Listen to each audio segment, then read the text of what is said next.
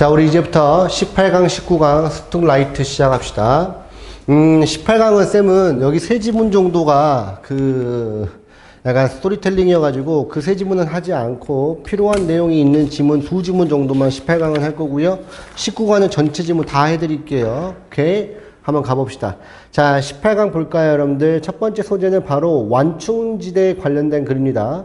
우리가 버펄이라고 부르는 건데, 여러분들, 완충지대가 뭐냐면 내가 어떤 사건이 일어나기 전에 나를 좀 도와줄 수 있고 나를 막아줄 수 있는 지대를 완충지대라고 합니다. 가봅시다. 어떠한 경우에서 나는요, 뭐 하려고 했냐면 설명하려고 했습니다. 바로 버펄에 대한 개념에 대해서 나는 설명하려고 했대요. 밑줄 가볼까? 이게 중요한 말이죠. 버펄에 대한 개념에 대해서 설명하려고 했대요. 여기서 버펄이 의미하는 게 완충지대인 겁니다. To my children, 나의 어린 아이들에게요. We were in the car, 우리는 함께 차에 있었죠. At the time, 그 당시에. 그리고 나는 설명하려고 했습니다. The idea using a game, 게임을 사용하면서 나는 어떠한 생각에 대해서 설명하려고 했죠. 여기서 말한 the idea가 의미하는 건 위에 있었던 완충지대에 대한 개념을 말하는 겁니다. 이렇게 연결해 놓으시고요. Imagine, 한번 상상해 볼까요? 여러분들, imagine 나오는 순간부터 모든 영어에서 항상 예시죠. I said that year라고 한번 생각해 봅시다. We had to get to our destination 3 miles any without stopping. 자, 멈추지 않고요. 우리는 우리의 목적지였던 3마일 정도 떨어져 있는 곳으로 갈 겁니다. We couldn't predict. 우리는 예측하지 못하죠. What was going to happen in front of us, around us. 우리 주변이라던가 우리 바로 앞에서 어떤 일이 발생할지에 대해서 우리는 생각하지 못합니다. 밑줄 가볼까? 우리는 예측하지 못합니다. We didn't know. 우리는 모릅니다. How long the light would stay on green. 우리가 얼마나 오랫동안에 그 불빛이, 그러니까 신호빛을 말하는 거죠. 신호가 초록색으로 유지하고 있을지에 대해서 모르고요. If the car in front, 우리 바로 앞에 있는 차라고 하는 게 갑자기 브레이크를 밟을지에 대해서도 우리는 알지 못합니다. The only way to keep from crashing, 충돌을 피할 수 있는 유일한 방법은 뭐냐면 was to put extra space, 밑줄 가볼까?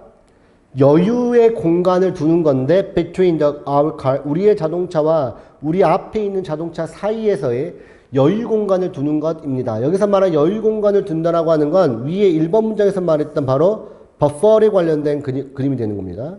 오케이? 완충지대를 말하는 거죠. This space as the buffer. 자, 이러한 공간이, 여기서 말한 이러한 공간이 뭘 말하는 거야? 위에서 말했던 여유 공간을 두는 것, 이렇게 가시면 되겠다. 그걸 밑줄 가볼까요? 뭘로서 역할을 한대요? buffer, 완충지대로서의 역할을 한대요. 여기까지 괜찮죠? It gives, 여기서 말하는 이 시음이라는 건 다시 한번 this space, 완충지대를 말하는 겁니다. 자, 이러한 공간이라고 하는 건 우리에게 뭘 주는 거냐면 반응하고 적응할 수 있는 시간을 줍니다. 갑작스러운 움직임인데 다른 자동차에 대해서 밑줄 갈까? 우리에게 적응하면서 그 다음 반응할 수 있는 시간을 줍니다. Similarly, 마찬가지로 그랬으니까 필자의 주장 표현이겠죠? 유사성입니다. 순접입니다. We can reduce, 우리는 뭘 할 수 있는 거냐면 마찰을 줄일 수 있는 건데 우리의 일에 있어서의 필수적인 일을 하는 것에 있어서의 마찰을 죽일 수 있고요. 그 다음에 lively simple, 아주 간단하게 살 수 있죠. 뭐 함으로써? 완충지대를 만들어냄으로써. 밑줄 가볼까요? 우리가 하는 필수적인 것에 있어서 마찰을 줄일 수 있다. 마찰을 줄일 수 있는 이유는 우리가 그만큼 이미 준비가 되어 있기 때문이겠죠. 그게 바로 뭡니까, 여러분들? 완충지대를 말하는 겁니다. 18강은 어려운 게 하나도 없어요. 공정한 올림픽, 이건 그냥 정말 공정하기 위해선 자기 팀 넣으면 안 된다에 관련된 글이었고요. 지역사회를 위한 은행을 설립한 The Cabin Reynolds 사람이 관련된 거, 이것도 하지 않습니다. 항공 분야의 선구자였던 이 사람, 이건 왜 만들었는지에 대한 글이니까 하지 않고요. 마지막 4번 가봅시다. 4번, 패션에서 멋있음의 의미가 무엇인지 한번 봐볼까? 나의 친구 중에 한 친구가요. 근데 그 친구가 누구인 거냐면 be about to go out on date. 데이트를 하러 나가려고 하는 나의 친구 중에 한 명은요. 나에게 물어봤어요. What I thought of her outfit. 그녀에게 나의 외관, 나의 오늘 스타일이 어떤지에 대해서 물어봤나 봐요. 내가 대답하기 전에 그 친구가 뭐라고 말을 했냐면 I want to look great. 나는 진짜 멋져 보이고 싶거든. But 그렇지만 I want to look like I made no effort whatsoever. 나는 어떠한 노력도 하지 않는 것처럼 보이고 싶어. 이거잖아. 내가 진짜 멋있어 보이고 싶어. 멋있으려면 우리가 많은 노력을 했을 거 아니야. 근데 상대방이 보기에는 야 진짜 멋있어 보이긴 하는데 뭔가 꾸밈이 없는 듯한 멋있음 있죠. 그렇지? 그렇게 보이고 싶대요. This conflict desire, 이러한 상충하는 욕구라고 하는 거 있어요. 여기서 상충하는 욕구가 뭐야? 얘지. 파란펜 밑줄에 볼까? 멋있어는 보이고 싶지만 내가 노력을 하지 않는 것처럼 보이고 싶다라고 하는 이 내용. 이것은요, lies, 놓여있는데 어디에 놓여있는 거냐면 멋져 보이는 것에 있어서의 미적 가치의 중심부에 놓여있대요. 밑줄 가볼까? 미적 가치에 대한 중심이더라. 그러니까 이러한 상충하는 갈등이 어디에 놓여있대요? 미적 가치라고 하는 핵심부에 놓여있대. 그럼 지금부터 미적 가치가 뭔지 한번 봐보세요. 자, 대부분의 사람들은 열심히 멋져 보이려고 하죠. 그 다음에 패션에서의 변화를 계속 확인을 하고요. 신중하게 옷을 선택합니다. 근데 그 옷이라고 하는 건 트렌드에 뒤처져 있지 않는 옷을 선택합니다. 여러분 여기서 대시 의미하는 건 앞에 있었던 그 패션을 의미하는 겁니다. 오케이? 자, 그런데 그 패션이라고 하는 건 뭘 의미하는 거냐면 밑줄 가봅시다. 자기의 정체성을 표현하는 건데 동시에 자기를 어디에다 놓게 해주는 거냐면 특권을 가진 상위 계층에다가 놓게끔 해주는 그러한 개성들을 표현하는 거래. Who were in the know, 우리가 지금 알고 있는. 밑줄 가볼까? 우리를 놓게 하는 건데 특권을 가진 상위의 집단에다가 놓게 해주는 그러한 패션을 계속해서 본대요. 여러분 아시겠지만 패셔너블하다란 말은 유행에 뒤처져 있지 않는 사람인 거잖아. 근데 그러면서도 유행에 뒤처져 있지 않다란 말은 우리나라 전체 젊은 애들을 보면서 상위 패션을 유지하고 있는 상위 집단에 속해 있다라고 하는 걸 보여주는 패션이 되겠지. 이 패션이라고 하는 건 나의 정체성을 보여주기도 하는 거니까 내가 패션에 대해서 뒤처져 있지 않다라고 하는 걸. 그런데 나오는 순간부터 역접입니다.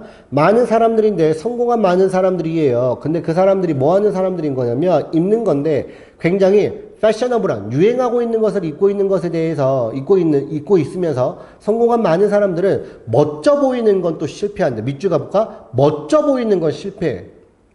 패셔너블한 옷을 입는데 멋져 보이는 건 실패한다. 이거 약간 뭔가 이상하지 않아? 그치? 그게 왜 그런지 보세요. In fact, 사실, 앞문장에 대한 강조 표현입니다. Trying too hard to look for. 우리가, 멋져 보이기 위해서 최선을 다해서 노력한다라고 하는 것은 이게 문장에 주어지죠. Can be the very thing. 바로 어떠한 것인 거냐면 바로 이러한 것이래요. 우리가 진짜 멋져 보이려고 하는 걸 막는 것이래요. 밑줄 가볼까? 진짜 멋져 보일 수 있는 걸 막는 거야. 그러니까 이런 거야. 자연스러운 추구미, 그러니까 자연스럽게 무언가를 이렇게 추구하는 거 있잖아. 그거 말고요. 진짜 멋져 보이려고 온갖 모든 패션을 따라하는 사람들은 결국 멋져 보이지 않고 우리는 과하다고 하죠. too much 하다라고 하죠. 진짜로 멋진 사람이라고 하는 건 밑줄 가볼까? 노력 없이도 멋진 사람이 진짜 여기 그래서 말하는 미학을 말하는 겁니다. 이해됐죠? 오케이. 바로 19강 갑니다. 같이 갈게요. 19강 가볼까요? 일반화의 유용성과 위험성인데 일반화라고 하는 건 유용한 점도 있는데 이걸로 인해서 문제점도 발생한다에 관련된 글입니다. 지금부터 한번 가볼게요. 모든 사람들은 자동적으로 범주화하고 일반화합니다. all the time, 항상이요. 무의식적으로. 밑줄 가보자 여러분들. 얘가 중요한 말이죠. 됐죠? It is not a question of being the prejudiced or enlightened. 우리가 편견에 되어 있다라든가 아니면 우리가 무언가에 잘 뛰어나 있다, 생각이 열려 있다, 즉 개몽되어 있다라고 하는 질문이 아닌 거야. 내가 일반화하고 범주화한다라고 하는 게 내가 어떠한 생각에 편견이 잡혀 있거나 아니면 내가 생각이 튀어 있다라고 하는 걸 말하는 건 아닙니다. 범주화라고 하는 건 절대적으로 필요합니다. 우리가 뭐 하기에 있어서요? 기능하기에 있어서 굉장히 필요한 게 범주화인 거예요. 자, 여기서 데이가 의미하는 건 위에 있었던 범주화를 그대로 갖고 갑니다. 범주화라고 하는 건 우리의 생각에 구조를 줍니다. 밑줄 가볼까? 우리의 생각에 있어서의 구조를 준대요. 여러분, 범주라고 하는 건 이거잖아. 물건, 사람, 사물, 동물 이렇게 나눠지는 거기 때문에 우리가 생각하기에는 굉장히 쉬운 구조를 준다. 그 얘기하는 겁니다.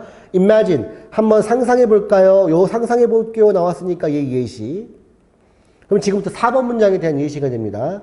뭘 상상해 볼 거냐면 if so every item 우리가 모든 아이템과 모든 이야기들을 완전히 새로운 것, 독특한 것으로서 우리가 여긴다라고 하면 we would not have even have the language 우리는 언어를 가지고 있지 못합니다. 어떤 언어야? 우리 주변에 있는 세상을 묘사할 수 있는 언어가 없겠죠. 예를 들면 여기 앉아있는 거 있죠? 안 보이죠? 선생님이 지금 책상에 앉아있거든요. 근데 이 색깔이 지금 황토색이에요. 우리하고는 책상은 다크잖아. 그치? 다크든 황토든 얘는 똑같이 책상이야. 이렇게 우리가 범주화를 할 건데 만약에 우리가 황토색 책상은 다른 거, 검은색 책상도 아예 다른 거, 이걸 각각 다른 걸로 봐버리면 우리가 실질적으로 그걸 표현할 수 있는 방법이 있어 없어? 없죠. 단어가 더 이상 없어. 우리가 책상이라고 할 수 있는 범주화가 있어야 되는데 만약에 모든 것들을 완전히 새로운 것이다라고 여겨버리면 우리가 범주화 자체가 안 되기 때문에 우리가 사용할 수 있는 언어가 없는 거야. 제일 중요한 말이죠. 모든 걸 독특하다라 봐버리면 우리는 묘사할 수 있는 말은 없어요. 그러니까 범주화가 우리가 기능하기에 굉장히 좋은 유용한 것이다 라고 하는 거죠. But 그런데 역점 나옵니다. 필수적이면서 유용한 일반화하려고 하는 범주라고 하는 거 여러분 이제 보세요. 이제 범주화라고 하는 건 유용한 건 맞는데 일반화는 지금 뭔가 역점이 나왔으니까 부정으로 빠져야 돼요. 밑줄 가봅시다. Can distort our worldview 우리의 세상에 대한 관점을 distort 왜곡시킨다래요. 여기서 말한 이시 의미하는 건 위에 있었던 일반화가 되는 겁니다. generalize가 되는 거고요. 자, 일반화라고 하는 건 우리가 잘못 집단을 형성하도록 만들고 사람을 잘못 묶도록 만들고요. 국가를 잘못 묶도록 만듭니다. 실제로 매우 다른 것들을요. 밑줄 가봅시다. 일반화의 오류가 있죠, 여러분들. 다리가 4개 달렸으면 무조건 개다 라고 하는 건 일반화의 오류죠. 그럼 거북이는 어떻게 돼요? 토끼는 어떻게 될까요? 악어는 어떻게 돼요? 그렇죠. 맞죠? 이게 지금 일반화의 오류입니다. 여기서 말하는 거 여러분들 이렇게 적어볼까요? 일반화의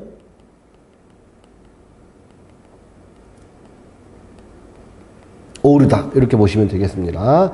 자, 다시 한번 일반화라고 하는 거 it can make us assume that 우리가 뭐라고 가정하게끔 하는 거냐면 모든 것 또는 모든 사람들이 한 범주 안에 있는 모든 것, 모든 사람들이 밑줄 가볼까? 다 비슷하다라고 여기는 거예요. 그러니까 자, 다리가 4개인 거는 무조건 강아지다 이래버리면 악어, 토끼, 거북이, 그 다음에 말, 타조는 아니죠. 낙타, 고양이, 얘가 다 다른데도 불구하고 우리는 같다라고 여기는 일반화의 오류가 발생한다는 소리예요. And maybe, 아마도 most unfortunate of all, 가장 최악의 것은 뭐냐면 it can make us the jump to conclusion. 얘들아, jump to conclusion 해버리면 우리가 밑줄 가볼까? 성급하게 결론을 내린다예요. 우리를 성급하게 결론을 내리게끔 합니다. 뭐에 대해서요? 전체 카테고리, 범주에 대해서요. 뭐를 기반으로 한? 오직 몇몇 가지 아니면 심지어 단 한 가지의 특이한 예시를 가지고 밑줄 가볼까? 오직 특이한 예시만 가지고 우리가 성급한 결론을 만들어내게 하더라. 관련된 글이었습니다. 오케이. 자, 두 번째 갑시다. 자, 통합적 추론을 강화하기 위한 방법에 관련된 글입니다. 어떻게 해야 되는지를 한번 잘 생각해 보세요.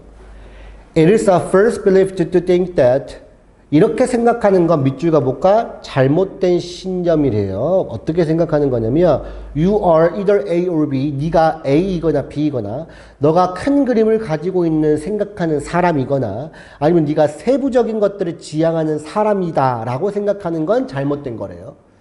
그러니까 나는 무조건 큰 그림을 그리는 사람이야. 이렇게 말하는 것도 잘못된 거고요. 나는 세부적인 거에 매우 집중하는 사람이야. 라고 말하는 것도 잘못된 거래요. 왜 그럴까요? You cannot be a big picture thinker. 너는요, 큰 그림을 그리는 사람이 될 수 없어요. Without, 뭐 하는 것 없이요? 아는 것 없이요. 지지하고 있는 사실 같은 것들을 아는 것 없이요. 그렇죠? 이런 것들을 아는 것도 없이 너는 큰 그림을 그리는 사람이 될 수 없어요. or, 여기서 or은 그렇지 않으면이라는 뜻입니다. 그렇지 않으면.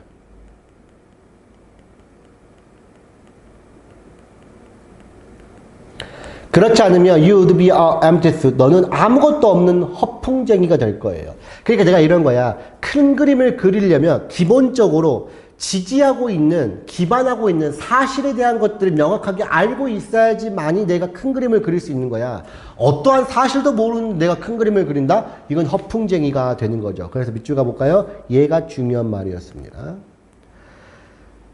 The brain power of zoom in, zoom in 하면 집중하는 거거든요. 집중하는 것에 대한 brain power라고 하는 건 요구합니다. 사실, 내용, 그 다음에 당면에 있는 그 상황에 집중하도록 하는 걸 요구하는 거예요.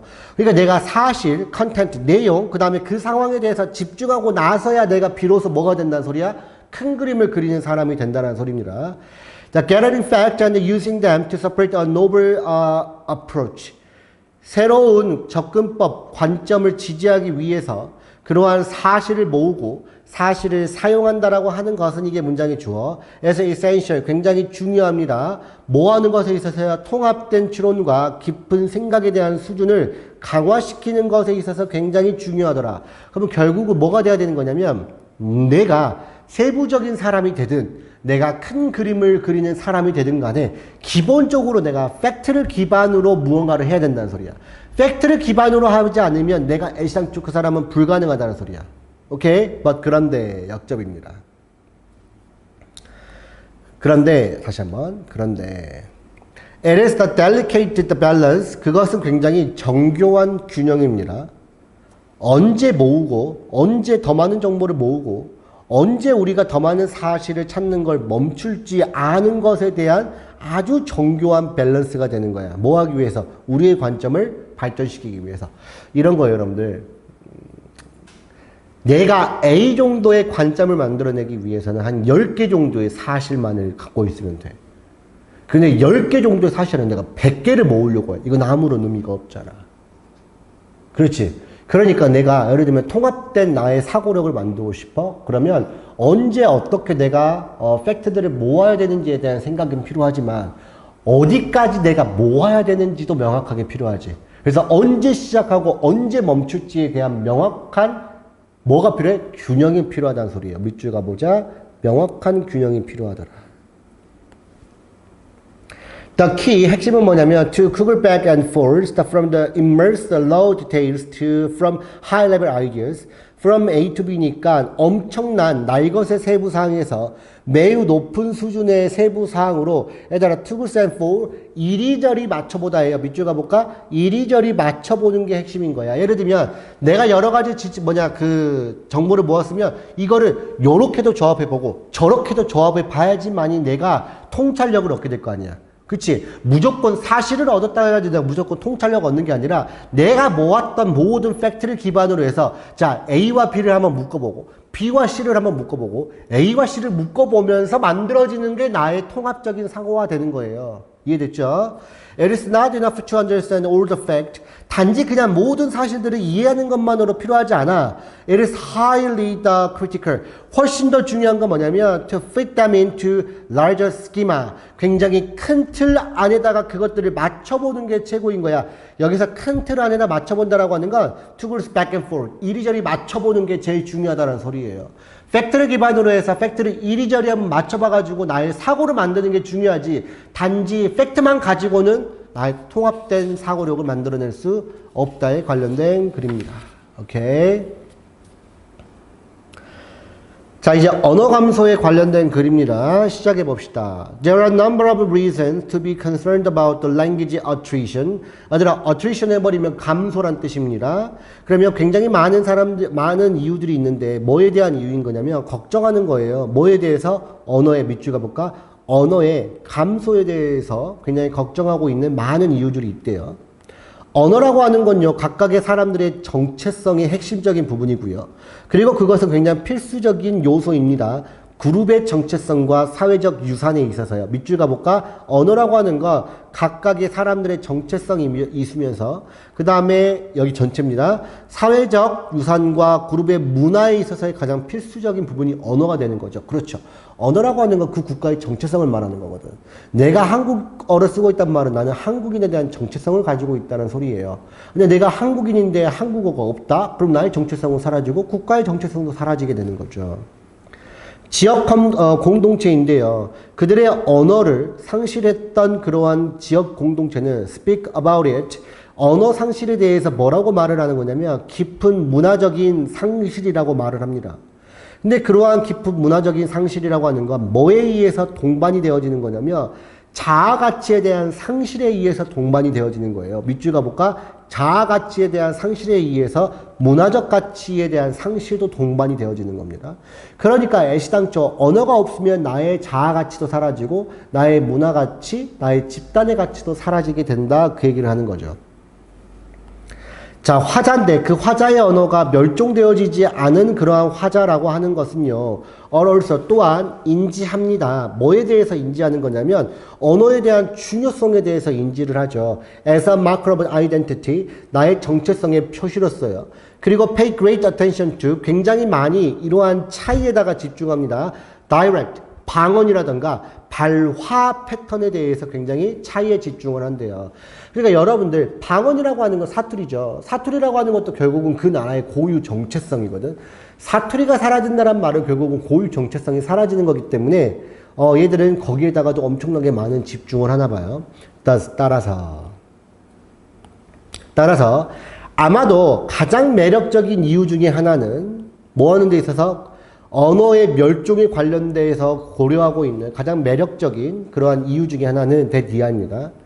스피커는 스피커인데 어떤 스피커예요? 그들의 유산의 일부분을 잃어버렸던 스피커. 여기서 말하는 유산의 일부분은 뭘 말하는 걸까요, 여러분들? 언어를 말하는 거겠죠. 언어를 잃어버린 사람들은요, 뭐 하는 거냐면 매우 그것을 후회하고요. grieve over it, 그것을 다시 한번 회생시키려고 한대요. For this reason, 이러한 이유 때문에 그렇게도 많은 다양한 집단들인데 전 세계에 있는 다양한 집단들은요. 집중적으로 언어의 뭐의 노력에 참여하려고 해? 회복 노력에 참여하려고 한대요. 밑줄 가봅시다. 언어에 회복하려고 하는 노력에 참여한대요. Some of those groups, 그러한 집단인데 그러한 집단의 언어라고 하는 게 멸종이 되었나 봐요. 밑줄 가볼까? 멸종되었다. 멸종되었던 그러한 집단들은요. 지금은 뭐 하려고 하냐면 restore them from whatever record have survived. 살아있는, 지금 생존해 있는 기록 무엇이든지 간에 그것들을 다시 한번 뭐 하려고 해? 사용하려고 하더라. 이렇게 보시면 되겠습니다.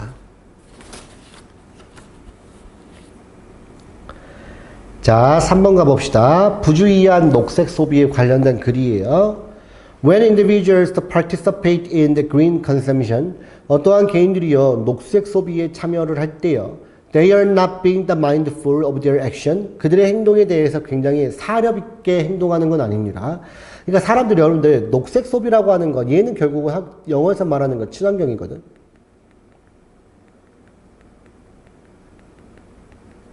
자, 친환경적인 소비를 사람들이 참여를 할 때 그렇게 사력 있게 생각을 깊게 해서 참여하는 건 아니래요. One of the key aspects of the green consumption. 자, 녹색 소비의 가장 핵심적인 부분 중에 하나는 바로 뭐냐면 mindset, 사고방식이에요. 근데 그 사고방식이라고 하는 게 사람들이 반드시 가장 효율적인 방식을 찾아야만 하는 사고방식인 거래요. 밑줄 가볼까? 가장 효율적인 방식을 찾아야만 하는 거예요. this, 이것이 바로 여기서 말하는 this가 의미하는 건 효율적인 방법을 찾아야 되는 거. 이것이 바로 지속적인 소비를 이끌어내고 상품에 대한 대체를 이끌어냅니다. 그렇죠. 여러분 보세요. 내가 앞으로 쭉 이어질 수 있게끔 하는 친환경적인 소비를 해야 돼. 그래야지만이 앞으로 계속해서 그걸 해야 할 수 있거든. 근데 이제 사력 있게 하지 않으면 친환경적 소비라고 하는 건 부정적인 소용이 돼버리는 거죠. 그렇죠. This is the mindful practice. 근데 이것은 그렇게 또 사려 깊은 관행은 아니래. 말이 너무 어려워. Because 왜 그러냐면 잘 들어보세요. 왜 그러냐면 사람들이라고 하는 건 그렇게도 많은 시간을 생각하지 않거든요. 뭐 하기 위해서? 그들의 행동에 대한 결과를 이해하기 위해서 많은 시간들을 활용하지 않기 때문이래. sorry. 그러니까 이거야.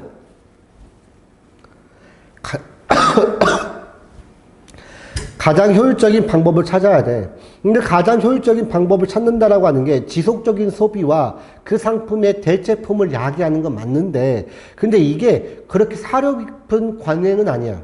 왜 그러냐면 사람들이 자신들이 가지고 올 것에 대한 결과를 생각하지 못한 거야. 밑줄 가봅시다. 얘입니다. 이제 그거에 대한 예시 나옵니다. 전기자동차의 예시가 가장 이러한 지점을 잘 설명하는데 여러분 여기서 말하는 이러한 지점이 의미하는 건 바로 앞문장입니다. 이 앞문장이요. 이제 바로 설명해 드릴게요. 사려 깊은 개인들은요, understand that 이하라고 생각을 할 겁니다. 전기차를 산다라고 하는 건 비윤리적이다라고 생각을 할 거고, they ought to continue to use, 그들은 계속해서 사용해야 됩니다. whatever vehicle they already won, 그들이 이미 가지고 있는 자동차 무엇이든지 간에 얘들은 지속적으로 사용할 겁니다. 뭐 할 때까지? 더 이상 작동되어지지 않을 때까지. because, 왜 그러냐면 전기차라든가 하이브리드 자동차의 생산 비용이라고 하는 게 make reduction, 뭐를 만들어내는 거냐면 greenhouse gas emission이라고 하는 걸 무시하도록 만들어주거든요. 얘들아 이거 오형식 동사에서 목적어 목적격 보호가 되는 겁니다. 잘 봐봐봐. 다시 한번 해볼게.